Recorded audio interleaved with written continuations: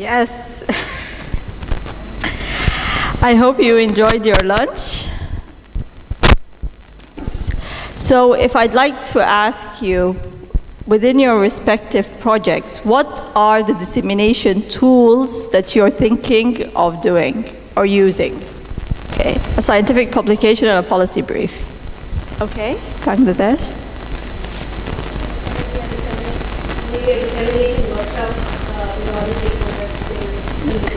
Okay, so there's publications and there's actual meetings, a stakeholder meeting. Okay.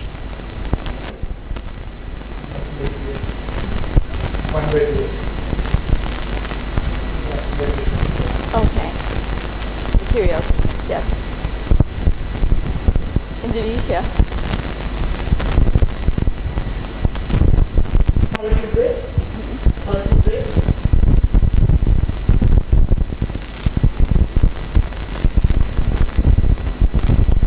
New kind of coordination, new kind of meeting, like consultation meeting, technical working group meeting, coordination meeting at each level.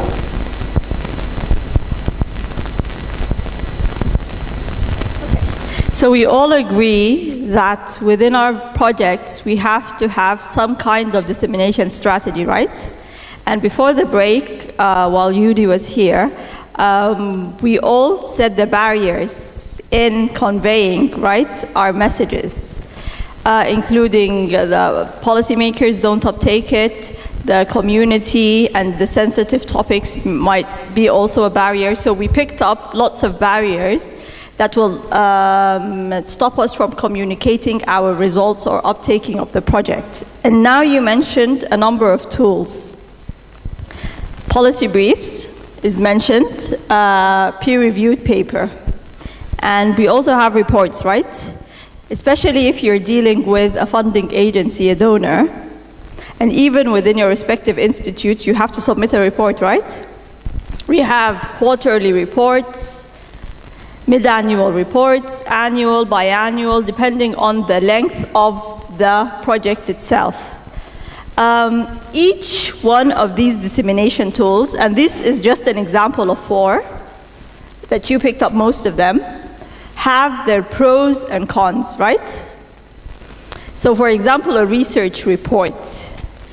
If I would ask you to just walk us through the contents of a research report, what would be the headings of any report, a research report, in respect to your project?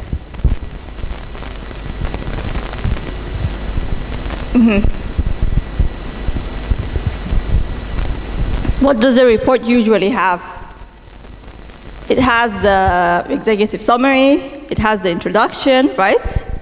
And the objectives and rationale of the study. It has the data methods, and what you're going to do exactly, and the results, right?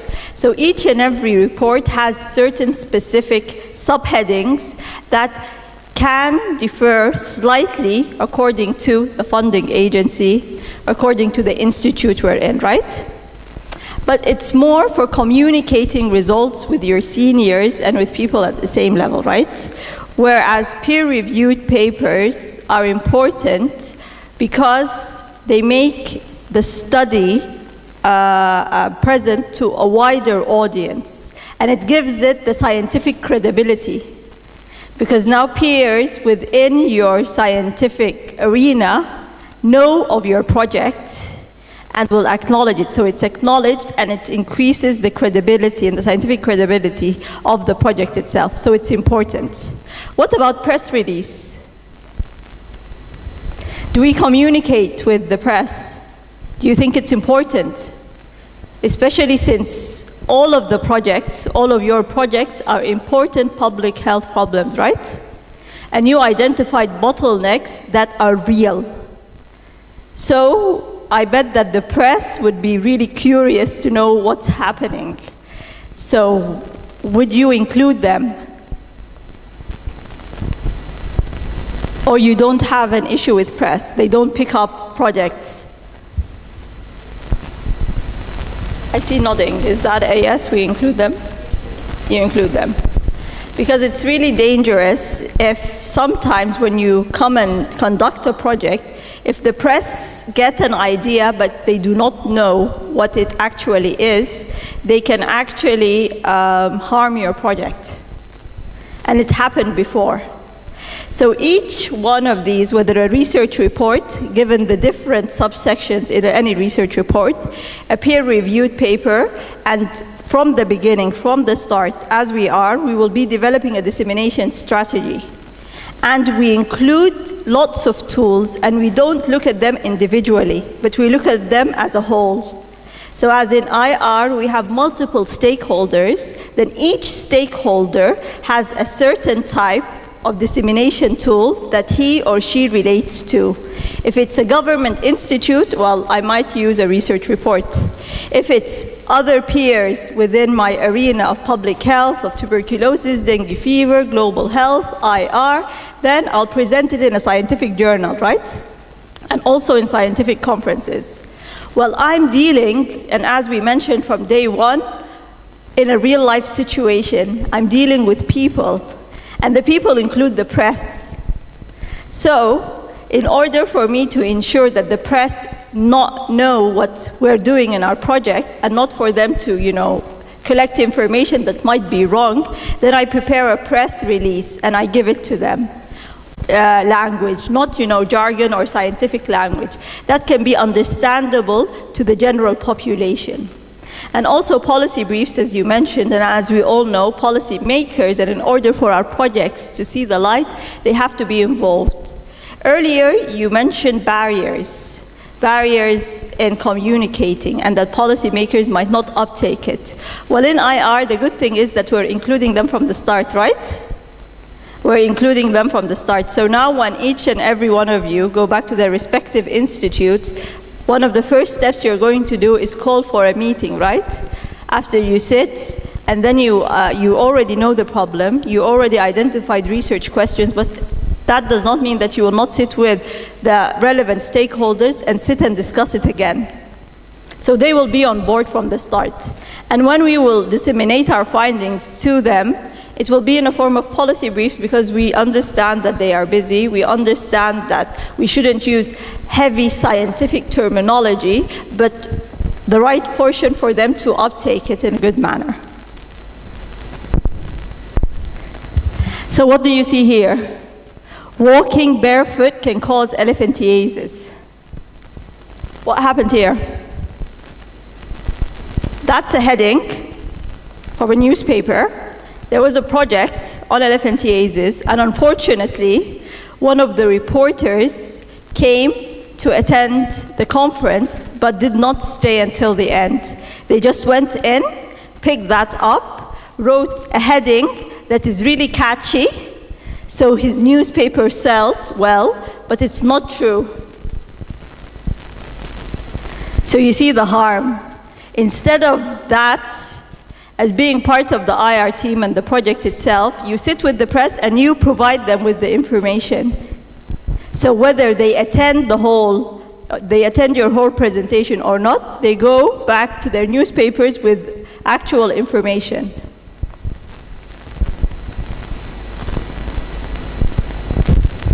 So there are other tools, and we're all familiar with different tools. And at this point, and since we're planning our IR project, we plan all the tools that we see relevant. Even if we do not have the expertise within our team, we outsource. Okay? Photo stories, infographics, animated graphics. These are all methods of communicating the findings. Okay, what do you think about this? Why isn't it a good example?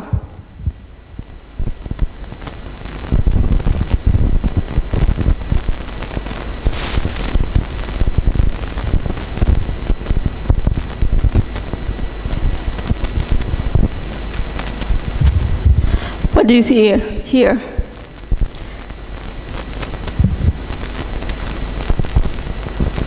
Any volunteers? Yes, please.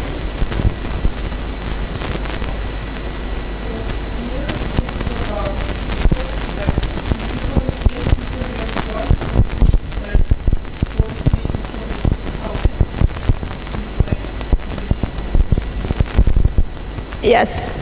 So basically, as you can see, the figures are similar, the number is similar, but it's not represented right. Because this is a huge, so it's not equal representation. So we can see that the number doesn't correspond with the length. Right? What about this one? Why isn't it a good example? Too many messages, yes. And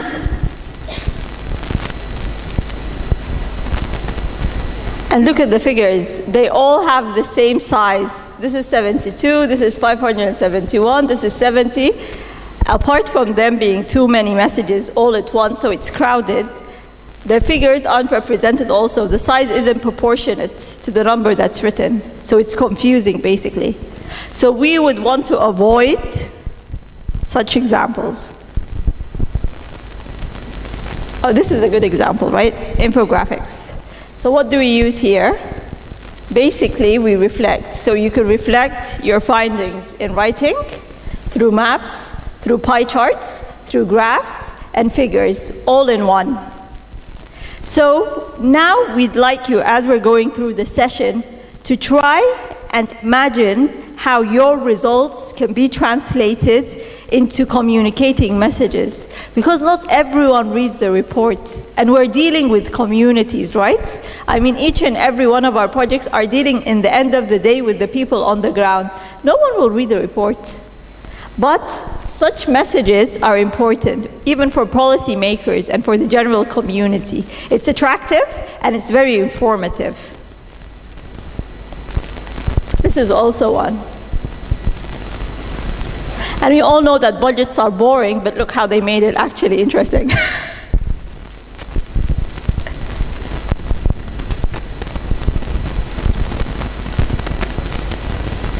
So you see there's different ways. It doesn't have to be the tables and the graphs and the pie charts, but it can be even symbolic.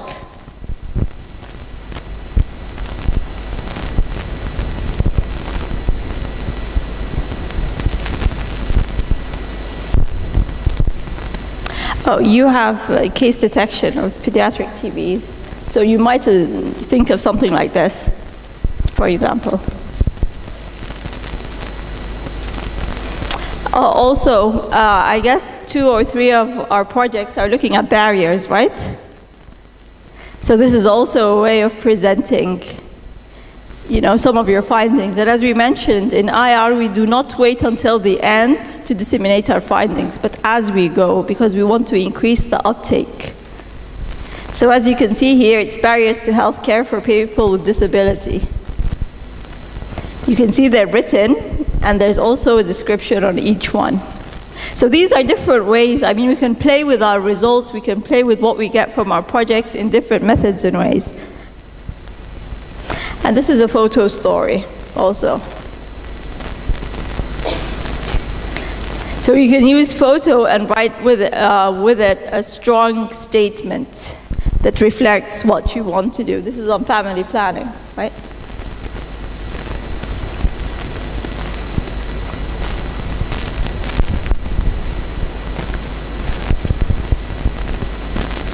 I mean, the photo says everything, right? With a little bit of figures here and there.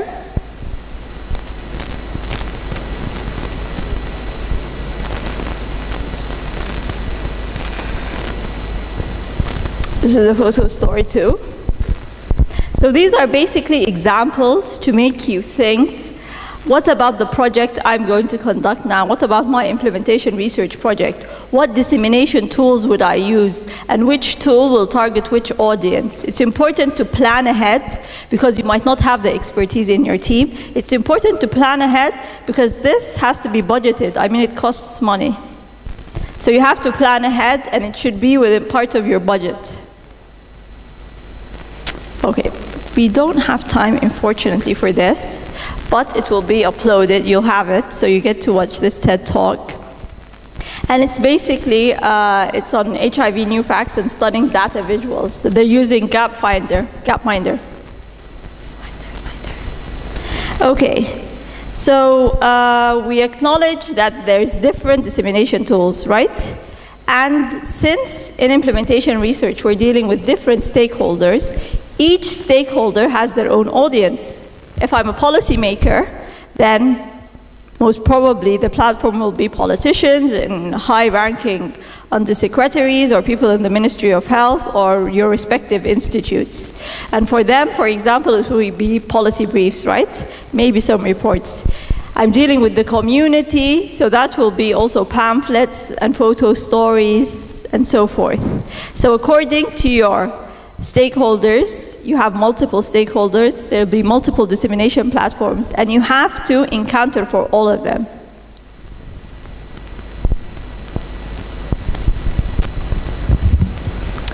Of course, there's the old school, which is still present and very strong. Everyone wakes up in the morning and takes their newspaper and reads about it. That's why press releases are important. Printing media is important. The TV, the radio. People still listen to the radio and watch TV. So bringing ads or messages through the radio itself or through the television. And social media nowadays is really strong, it's fast, it's cost effective. Because you don't have to print, you design and you project. So think about that, the mixture. You have to encounter for all audience types. You know, not saying, okay, we'll just Facebook it and Twitter it, but then you're missing up on a very big portion of your target population, which actually listen to the radio and read newspapers. So you'll have to know who you're targeting and target your messages and design them accordingly.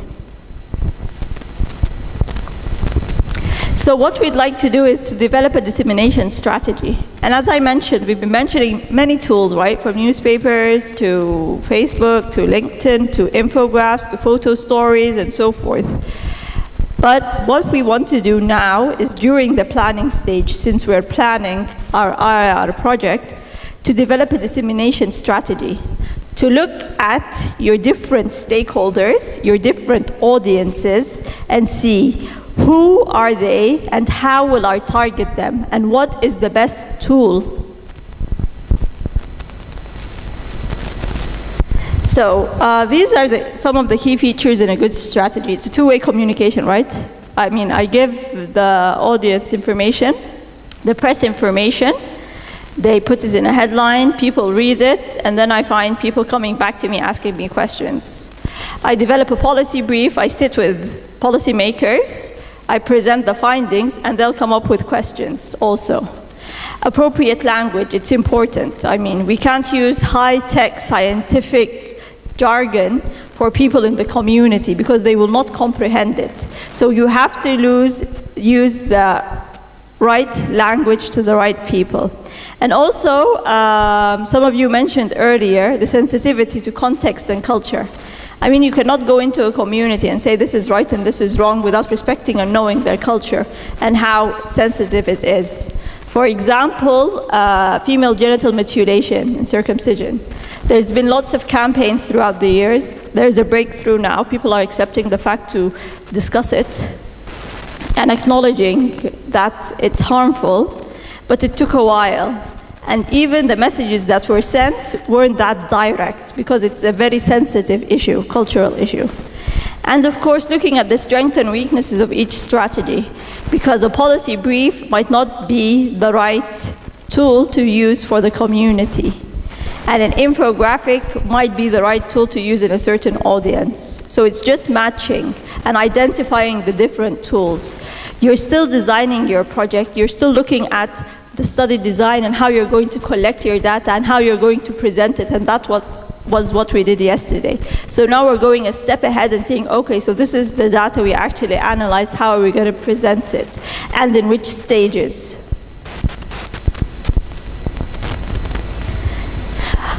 So in doing that, we review past dissemination efforts. So what did you usually do in the past? I mean, you conducted lots of projects before. Was it the business as usual? Was it the reports and only the scientific papers and going to conferences, which is very important, but did we miss someone or some important part of the population that you are targeting. Devising dissemination objectives. Why am I doing that? You see, it's not enough to write that I'm going to do 1, 2, 3, 10, and these are the tools, but you have to have, as we mentioned, in each and every step, a rationale and objective for it. And then determining your primary and secondary audiences. So if I deliver messages through the radio, the mothers will hear it, and if my study is towards polio vaccination, then it will affect the secondary audience, which will be the children themselves because they're taking them, or the parents, or other family members. And developing messages. Cambodia, you spoke about the IEC and the BCC. You have messages developed, yet they are not targeting the audience that you want now, the migrants, right? So you want to contextualize, adapt, and modify them so you speak their language, so they relate to it, right? So that's something to put in mind. And determining the dissemination channels, reviewing the available resources.